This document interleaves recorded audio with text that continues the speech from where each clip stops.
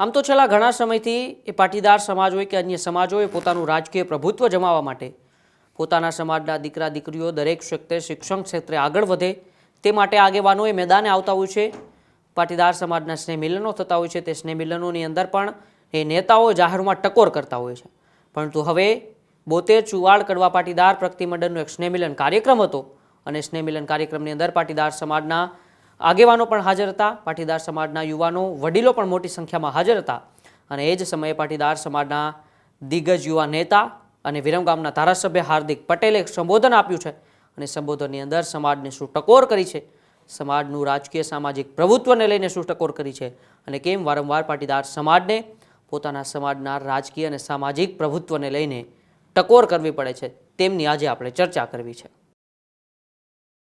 દેત્રોજ તાલુકામાં પાટીદાર સરપંચોની સંખ્યા ઘટતી જાય છે એને લઈને હવે હાર્દિક પટેલે ચિંતા વ્યક્ત કરી હતી।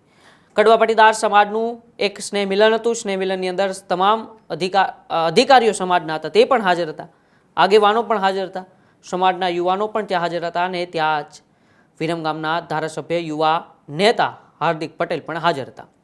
હાર્દિક પટેલે એ સ્નેહ મિલનની અંદર સંબોધન આપ્યું। સંબોધનની અંદર તાલુકાઓની અંદર રાજ્યના કેટલાય ગામડાઓ છે તે ગામડાઓની અંદર જે સરપંચોની સંખ્યા ઘટતી જાય છે તેને લઈને હાર્દિક પટેલે ચિંતા વ્યક્ત કરી હતી।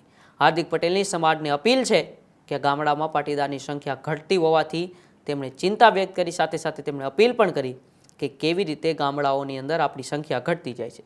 શહેરોમાં વસો પરંતુ મત ગામડામાં જ રાખો તેવી પણ હાર્દિક પટેલે વાત કરી છે, કારણ કે રાજકીય પ્રભુત્વ હંમેશા પાટીદાર સમાજ મેદાને હોય છે કે પોતાનું રાજકીય પ્રભુત્વ કેવી રીતે જમાવવું, પોતાનું રાજકીય પ્રભુત્વ કેવી રીતે વધારવું। હવે તેને લઈને જ હાર્દિક પટેલે ટકોર કરી છે કે તમે શહેરોમાં ભલે રહો પરંતુ આપણા મત તો ગામડામાં જ રાખો। આવો પહેલાં આપણે હાર્દિક પટેલનું નિવેદન સાંભળીએ કે હાર્દિક પટેલે ચુવાડા પાટીદાર સમાજના સ્નેહ મિલનમાં સમાજને શું ટકોર કરી। કોઈક વખત એવો કાર્યક્રમ સાથીઓ આપણે કરવો જોઈએ જેથી કરીને મારી એક જ વિનંતી છે કે જ્યારે અમે લોકો કોરોના સમયે સુરત હું એકવાર ગયેલો ત્યારે અમારા સુરતના કાઠિયાવાડના મિત્રો એવું કીધું કે હાર્દિકભાઈ અમારા જીવનની સૌથી મોટી કોઈ ભૂલ હોય તો ગામડે મકાન વેચીને છે। મેં કીધું કેમ? તો કે કોરોના સમયે એ જ ગામમાં જવું પડ્યું, જે મકાન મારું હતું એ મકાન મેં બીજાને વેચ્યું હતું ને એ જ મકાનમાં મારે ભાડે રહેવું પડ્યું। એટલે ગામ બહુ મહત્વનું છે। જે માટી આપણને જન્મ આપ્યો, જે માટી આપણને મોટા કર્યા, જે માટી આપણને ઓળખ આપી અને ઘણા એવા પરિવારો છે એ જ માટીમાં મરીને રાખ થઈ ગયા। તો આપણા પૂર્વજોની જે ભૂમિ છે એને સાચવવાનું અને ધ્યાને રાખવાનું કામ આપણે બધા સાથે મળીને કરીએ એવી મારી આપ સૌને હૃદયના ભાવથી વિનંતી છે। સાથે જ આપણે ટૂંકા સમય પછી આપણું જે જીવાપુરા ટી સેન્ટર છે ત્યાં આપણે ભવ્ય સરદાર સાહેબની પ્રતિમા પણ ત્યાં સ્થાપવાના છીએ અને ત્યાં ભવ્ય સરદાર સર્કલનું પણ ભવિષ્યની અંદર નિર્માણ કરવાના છીએ। ત્યારે આપ સૌ યુવાનોને અમે બહુ જ મોટા ભાવથી આમંત્રણ પણ આપીશું। દેત્રોજની અંદર સરદાર સાહેબનું એટલે કે સામાજિક રીતે આપણા સૌને એક પીઠબળ ઊભું થાય એ દિશામાં પણ આપણા બધાનો અને અમારી ટીમનો એક પ્રયાસ છે। 5 વાગ્યા પછી જ આવે હાર્દિકભાઈ, પણ મેં કીધું આજે સવારમાં 2 કાર્યક્રમને સાંજે મારી વાઈફને હોસ્પિટલમાંથી ડિસ્ચાર્જ આપવાના છે એટલે મારે વહેલું જવું છે અને હું આપ સૌના અહીંયા કાર્યક્રમમાં આવ્યો। મારા માટે થઈને કાર્યક્રમ વહેલો કરવો પડ્યો એ બદલ હું ક્ષમા માગું છું, પણ આપ સૌની વચ્ચે મને આવવાનો અવસર મળ્યો એ બદલ હું હૃદયના ભાવથી આપ સૌનો આભાર પણ વ્યક્ત કરું છું। પણ એટલી મારી વિનંતી છે કે જે પણ મારી અહીંયા માતા બહેનો બેઠી છે, જે પણ મારા વડીલો બેઠા છે, જેના પણ દીકરા દીકરીના 18 વર્ષ થઈ ગયા છે એ બધાને 2 હાથ જોડીને વિનંતી છે, તમારું ચાહે બામરોલી ગામ હોય, ડાંગરવા ગામ હોય, ગેલડા ગામ હોય, મદ્રીસના ગામ હોય કે દેત્રોજ તાલુકાનું કોઈ પણ હોય અથવા બહુચરાજી તાલુકાનું કોઈ પણ ગામ હોય, જુટાણા તાલુકાનું કોઈ પણ ગામ હોય, તમારા દીકરા દીકરીના 18 વર્ષ થાય તો એના બાકીના બધા ડોક્યુમેન્ટ કડી કે અમદાવાદના રાખજો, અરે બાપા અમેરિકાના રાખજો, પણ ચૂંટણી કાર્ડ તો એના ગામનું હોય એવી મારી આપ સૌને વિનંતી છે। ખરો ટાઈમ આવશે ત્યારે તમને ખ્યાલ આવશે કે કયા કારણથી હાર્દિકભાઈ એ સમયે કહેતા હતા અને આપ સૌને આ વાતનું જો ધ્યાન આવશે તો ભવિષ્યની અંદર વધુ મજબૂતાઈથી પાટીદાર સમાજનું અને 72 સમાજો, 48 સમાજો, અનેક સમાજોના કાર્યક્રમમાં ગયો છું। અનેક સમાજોના કાર્યક્રમની અંદર જઈને ત્યાંની સ્થિતિઓ મેં સમજી છે, પણ મને સૌથી સારો, સૌમ્ય અને એકદમ વિવાદમાં આવ્યા વગર પારિવારિક અને સમાજના વિકાસની ચિંતા કરતો હોય તો ચુવાડ 72 સમાજ છે ને આજે એટલા માટે જ ચુવાડ 72 સમાજ તમામ ક્ષેત્રે પ્રગતિ કરી રહ્યો છે। આપણે આવનારા દિવસમાં સમાજ ઉપર ખૂબ ચિંતન થાય. અમે તો હજુ નાની ઉંમરના છીએ, અમે બધે ફરીએ છીએ એટલે માત્ર અમે સૂચન કરી શકીએ. મંચ ઉપર બેસનારા અનેક એવા લોકો છે જેને પોતાની જિંદગીના અનેક વર્ષ સમાજની સેવા પાછળ, સમાજના કામોમાં, સમાજ પાછળ દોડીને પોતાના જીવન ખર્ચ્યું છે. એટલે માત્ર હું સૂચન કરી શકું, પણ મારી આપ સૌને વિનંતી છે કે આવનારા 10 વર્ષ પછી ગામડાની શું સ્થિતિ છે એ અમે બહુ સારી રીતે જોઈ શકીએ છીએ. એટલે ગામડાની સ્થિતિ ઉપર થોડું ચિંતન થાય એવી અમિતભાઈ, આપ સૌ યુવાન છો, યુવાનો સાથે બેસીને આપણે આ બાબતે ખૂબ ચિંતા કરવી. રાજકીય રીતે 5, 10, 15 વર્ષ મદદ કરે, પણ સરકારી નોકરી સમાજના સહયોગથી, મહેનતથી લાગેલો યુવાન 58 વર્ષ સુધી એ સમાજની સેવા કરી શકે એવો ભાવ સમાજના વડીલો, યુવાનો એકજૂટ થઈને ગંભીર ચિંતન સાથે આ બાબતે આગળ વધવું જોઈએ. સાથે જ એક મહત્વની વાત હમણાં અમારા રાજુભાઈ અને અમારા એક વડીલે કરી કે ગામડાઓની અંદર પણ અત્યારે અમે ગામડાઓમાં જઈએ ને, મારી માવડી, ત્યારે ગામડાની અંદર અમને 50 પટેલો પણ નથી મળતા. દેત્રોજ તાલુકાની અંદર કોઈ કાર્યક્રમમાં જઈએ એટલે 50 વડીલો પણ ન મળે. એટલે ગામડાની અંદર આપણી સંખ્યાઓ ઓછી થતી જાય છે. અને એ સંખ્યાઓ ઓછી થવાના કારણે માત્ર સામાજિક પરિબળમાં ઘટાડો નથી થયો, પણ સામાજિક પરિબળની સાથે સાથે રાજકીય પરિબળમાં પણ ઘટાડો થયો.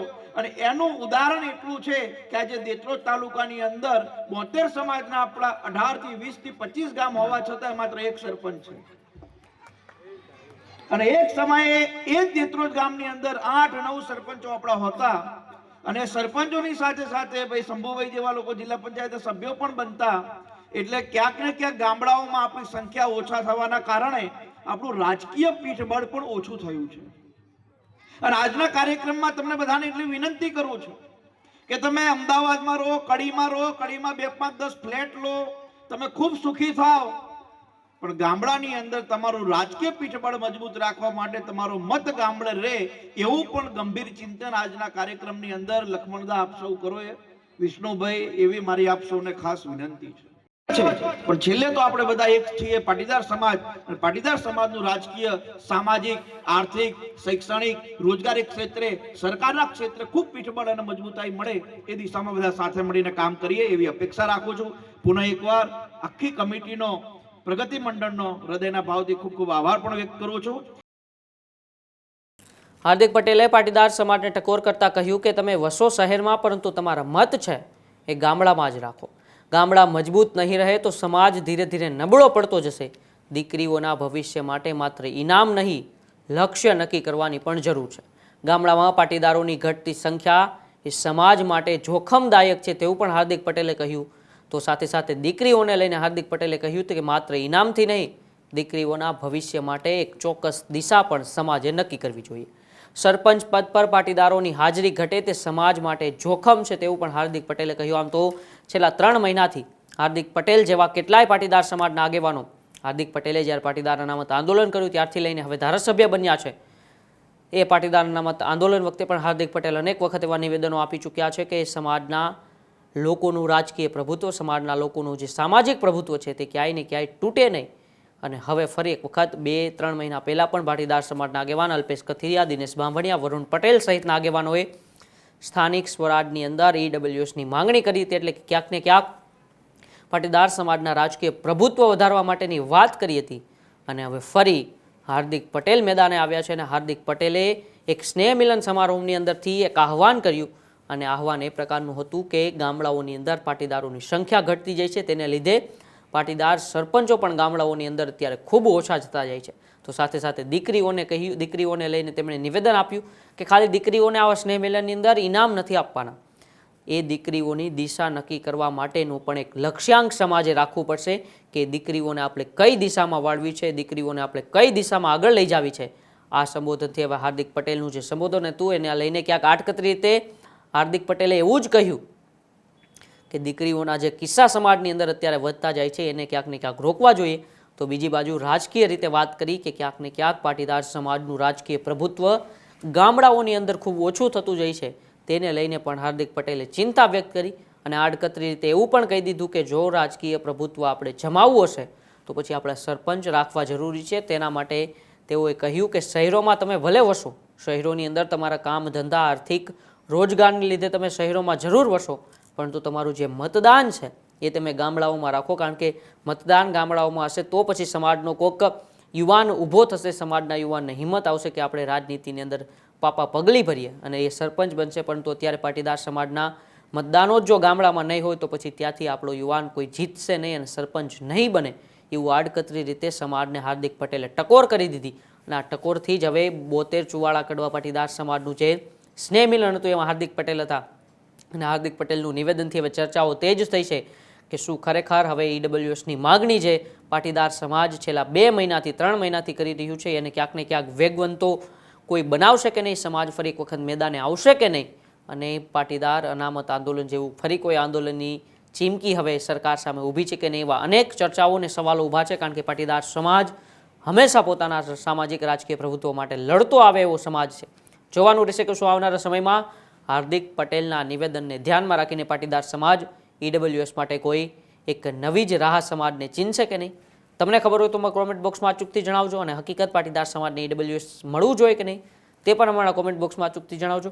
બાકી જોતા રહો ન્યૂઝરૂમ ગુજરાત, ગુજરાતનો ગર્જનાદ. નમસ્કાર.